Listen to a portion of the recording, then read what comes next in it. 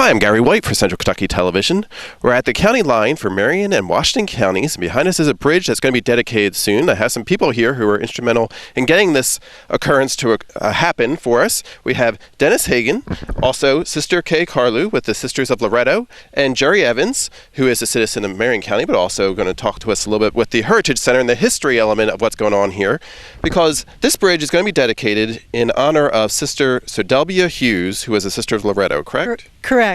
Sister Sedelbia in 1925 began teaching at Manton School, which is in Washington County. It's a public school, and it was just opening, and she began teaching there.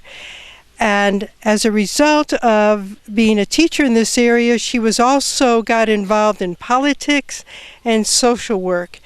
And she was very concerned because on days it rained, the students couldn't get to school. And I'll let Dennis take more about when they couldn't get to school. Now, Dennis was actually one of Sister Sedelbia's students, correct? Right, along with my dad. My dad started first grade when she opened school in 25. And I mean, the bridge was here when I got here, but I heard plenty of stories about, you know, when the water was up, nobody could. Well, at least the Marion County students couldn't make it to school.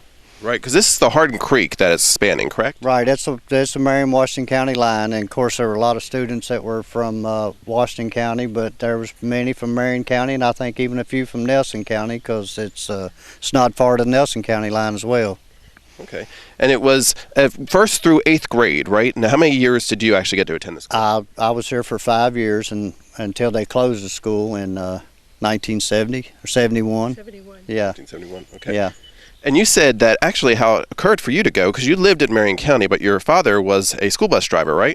Yes, and Sister Sedelbia told him, you know, he drove the bus in Marion County, but he came all the way to the county line, and she told him just come on down and turn around and drop him off here. So. And you got a good education. Oh, absolutely. Absolutely. I still remember many things I learned at Manton. Okay, good. Maybe we'll get some, when we go down to the school, we'll have to have you tell us some of the different things down there. But tell us a little about Sister Sedelbia. Sister Sedelbia was short in stature, yet a mighty person. She was about 50 years ahead of her time. She was a very forward thinker and could teach 1st through 3rd grade primary and do an outstanding job. Yet you could put her in a college classroom and teach Latin, and they would think she was the best teacher they ever had.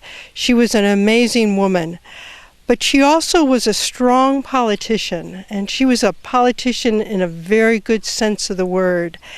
Anything the people of Manton needed, whether it be water, roads, bridges, a good education, she was right there working on it. And when she knew that the kids couldn't get to school, like Dennis said, she went to work with the governor to get a bridge built. She also was responsible for getting the road 1183 in Marion County built, so it would improve the quality of life for the people who lived on that road and also enable the children to be able to be bused to school every day. That's fantastic, and she was persistent. And I know you have some pictures in that envelope there of Sister Sedelbia that we're going to get to show as well. And Jerry, we said that you're with the Historical Society, and I know that she had some impact, too, on the history of our community as well. Right. It's just a pleasure for me to be here per invitation of Dennis and Sister Kay to be a part of anticipation of dedication of this bridge. As you know, the Heritage Center is very adamant in trying to identify and to celebrate our history. And this I certainly view as a part of that identification and celebration history of Marion County. Fantastic. And we have, the bridge is still in use, obviously, today, with people coming by and connecting Marion and Washington counties all the time. And the Manton School, however, did close, correct? It closed in 71. I was the head teacher at the time, but the school system in the whole state, they were trying to close all the small schools and also the schools that had outhouses. Now, with great reluctance and great sadness, we closed Manton. We felt, though, even though our students were 3 grades in a room, they were getting quality education. And so we were very sorry to see the school close, but it was a public school system, and it was the school board's decision of Washington County and not the decision of the Sisters of Loretto. And Dennis, you kind of came up with the idea of trying to get this whole dedication ceremony going. Tell us when it's going to be and how the process was for getting this making this happen. Well, we'd talked about it. We talked about it for several years, but I think Sister Lupe probably was the one that pushed me to approach Senator Higdon and Representative Mills and ask them to file a joint resolution, and they did that this past session, and they were more than happy to do it. I mean, they neither one of them were really aware of the history behind the bridge, but they were more than happy because they knew a lot of their constituents were well aware of it, and so they got the resolutions passed, the signs are made, and on July 14th, Monday night at 7 p.m., we'll have a dedication here at the bridge, and then we'll have a little get-together down at the school, and anybody that wants to come, enjoy the celebration, take part, tell stories, have a few refreshments, everybody's welcome.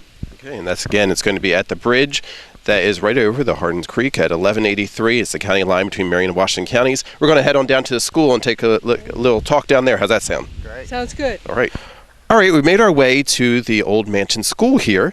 This is actually the site where they had the Manton Jam, which will be coming up later in July as well. And behind the camera there is the stage for it. But behind us is the old school and also some pecan trees, because Dennis was telling me not only was Sister very good with politics and all that kind of stuff, she was also kind of an environmentalist and helped plant these trees, right? Yes. Yes.